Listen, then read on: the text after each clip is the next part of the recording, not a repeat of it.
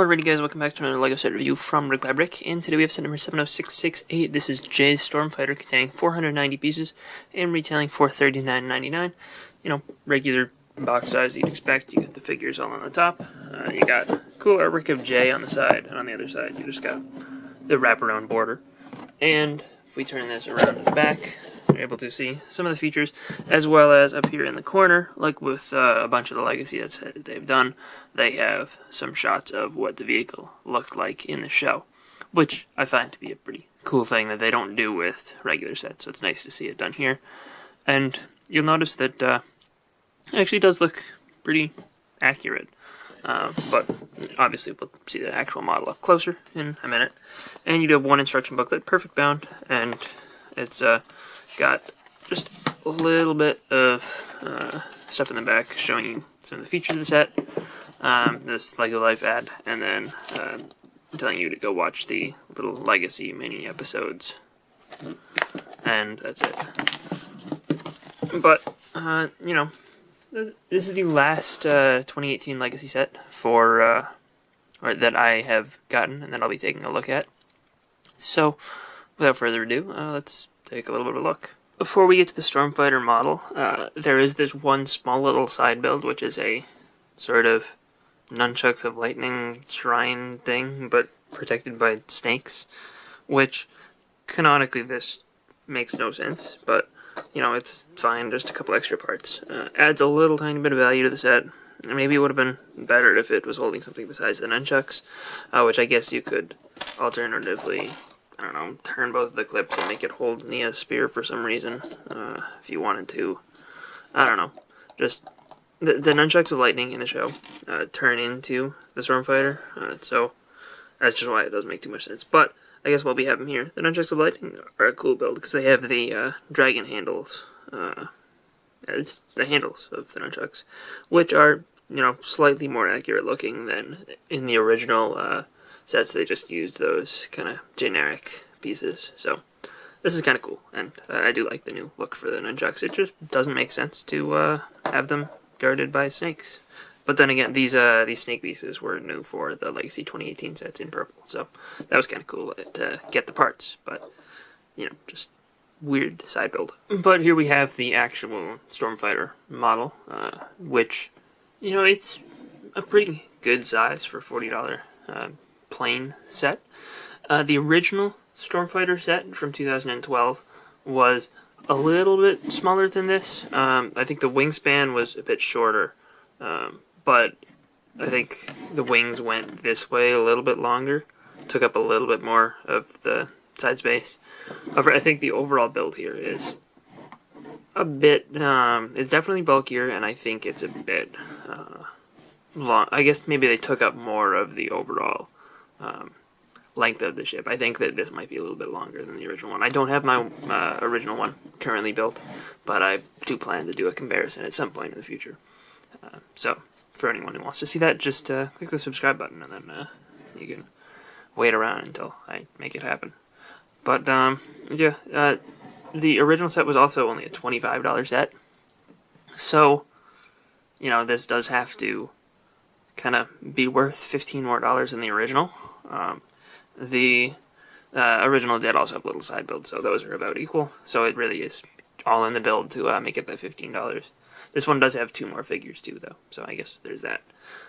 But, you know, as far as the actual detail of the ship, I do like the front end here, though it is a little bit inaccurate.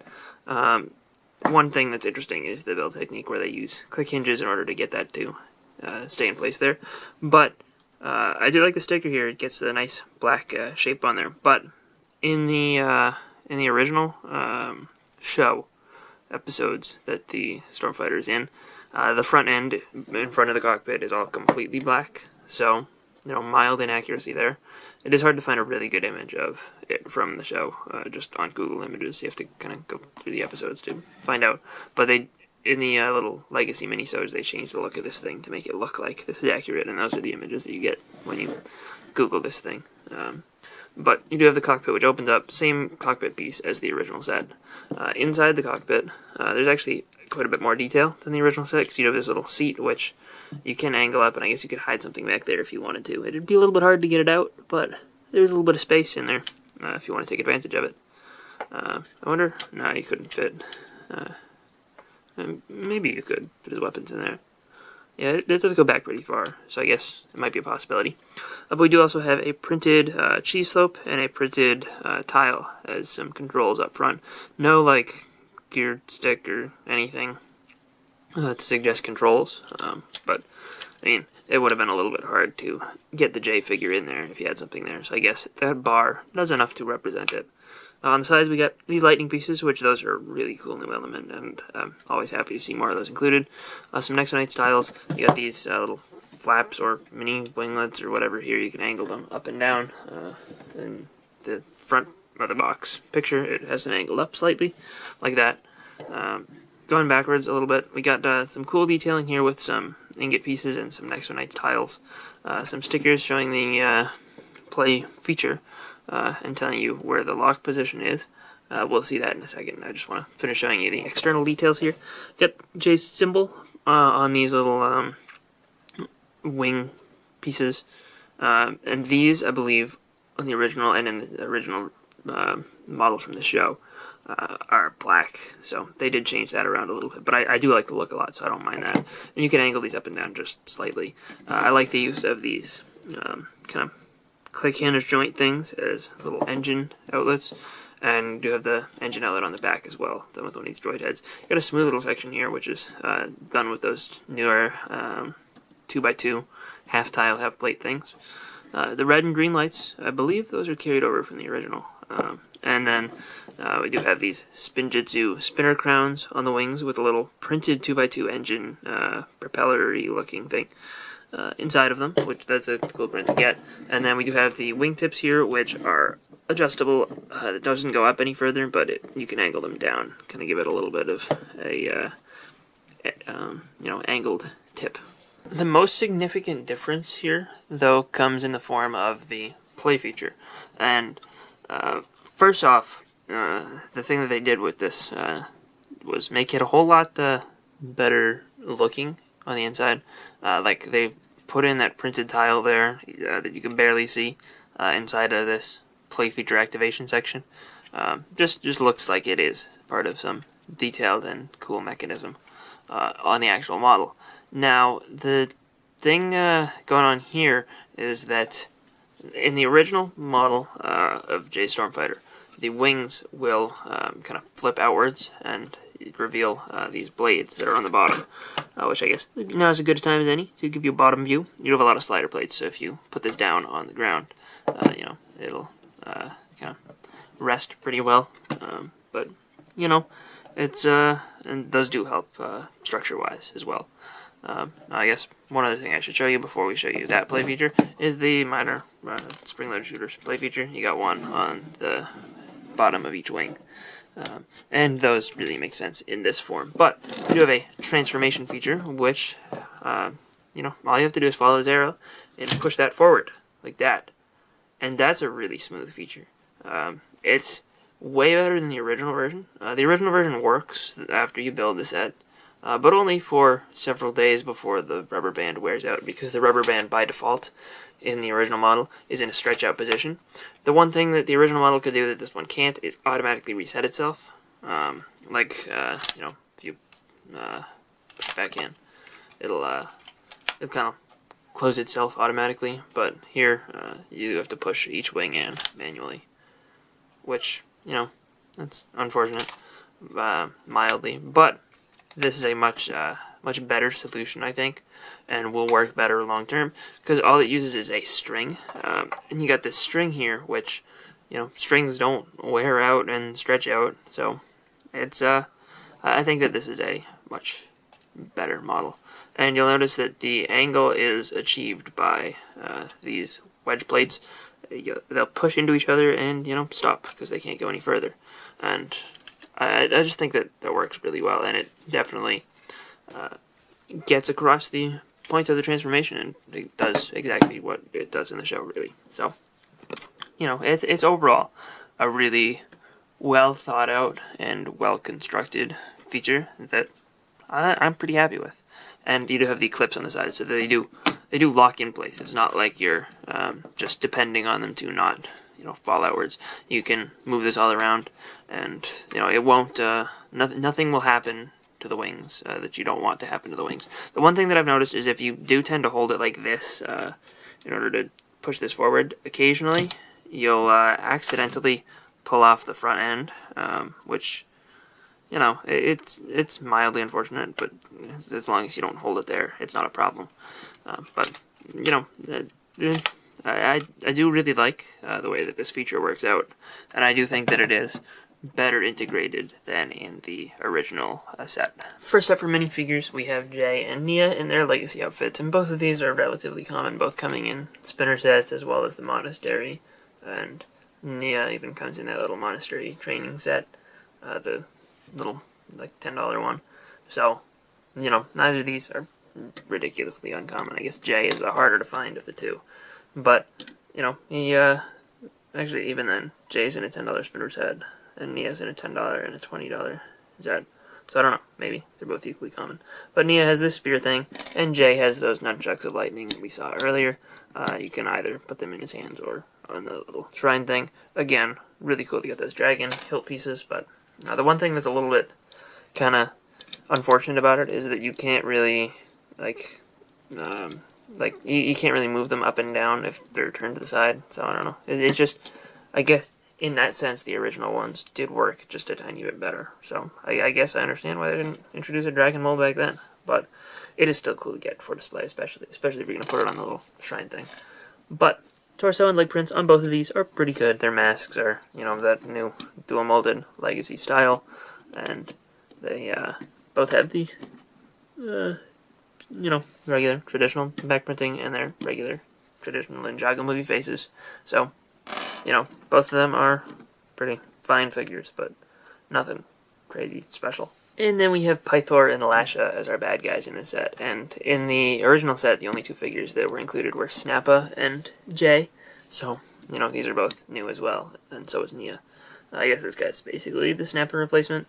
Pythor's weapon is kind of whatever. You know, it would have been really cool if they used that snake staff piece from, you know, the original sets, and finally did a 1x1 round tile print for an Anaconda staff.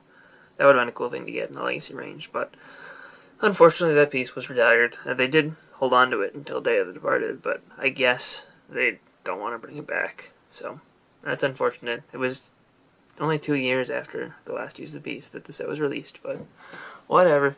The Lasha figure here gets sort of a build for one of the Fang Blades, though, so I guess that's kind of cool. It's not really supposed to actually be one, but it is like the same style of build, so, you know, it's a decent weapon, I guess. The Lasha figure appears in multiple Legacy sets, and there was also a third version of Lasha from the Junior sets in 2016. So Lasha is one of the most overdone snakes, but I guess that it's just because they want to hold on to that head mold, just for, you know, snake reasons, I guess. The torso and leg print on him are updated, and, you know, they're alright. It doesn't look like the same exact thing as the first Lasha, so this wouldn't look too bad, you know, just put next to him as part of a Venomari army, which I guess they're working towards, because Venomari are the only Serpentine that we still get and have gotten in these Legacy sets. The print on this headpiece, I believe, is the same as the original one, but the face print is updated, and as is the torso print on the front and back. Pythor is completely updated as well, and he actually looks pretty good, maybe better than the original. He does have the black arms, and, you know, the torso print on there. I like the torso and leg print a lot, and the printing on the top of the head is really good as well, and you do have some printing on the sides as well for the eyes and the teeth.